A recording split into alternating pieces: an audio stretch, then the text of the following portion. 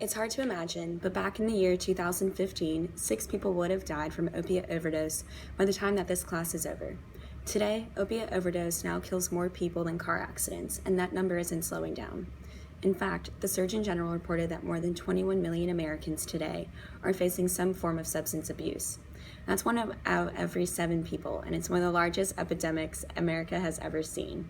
Opiate addicts usually find themselves down one of 3 paths. They seek the proper treatment they need to recover, they get arrested for possession and thrown in jail, or last, and regret to inform you least, they die from an overdose. It's clear that the best option we have for our fellow Americans is treatment.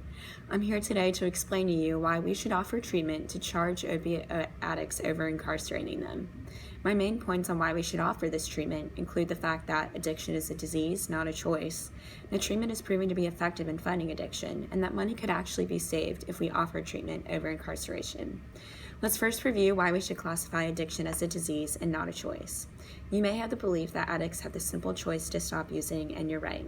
Like the quote you see on your inspirational Pinterest board, you're always one decision away from a totally different life. Sure.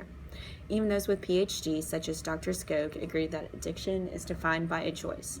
Dr. Skog is a sociology professor from the University of Oslo in Norway, and he's done most of his research on addiction.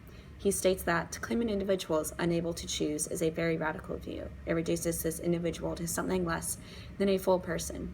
It reduces the individual to a consumption robot, a helpless spectator to his own body's movements. While Dr. Skog makes a valid research-based argument, this journal entry was published in the year 2000, so it's an outdated belief. Today, more scientific evidence stands with the disease model of addiction. In the year 2016, multimodal MRI scans of cocaine addicts' brains in a control group were compared and discussed in the Addiction Biology Journal, and I have a picture of one of these scans with me today.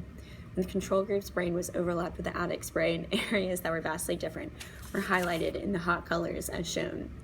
This proof shows you how addiction can severely damage the brain. Risk-taking, moral decision-making, motivation, and other functions of the brain were affected by addiction. We define disease as disorder of structure or function in a human. You wouldn't throw someone with the flu in jail for having the flu. You offer them treatment to get better. It's time we start approaching opiate addiction in this similar manner. Since I'm sharing my thoughts on why treatment should be offered over incarceration, I want to discuss my second point, which is to explain what exactly happens in treatment. The mission of most full-service recovery treatment centers is to build a community among its people. Let's look at an example. Down along the coast of North Carolina and Wilmington, there is a safe haven called the Launchpad. The Launchpad is what we call a halfway house, where a number of residents live together in a house while they go through recovery. They attend 12-step meetings, plan fun events, have part-time jobs, or take college courses, and in general live in a supportive, inclusive environment. Everyone is still held accountable, however. They have chores, they are randomly drug tested to make sure residents are staying clean. Places like the Launchpad do a great job in ensuring they monitor a recovering addict without making them feel like they cannot be independent.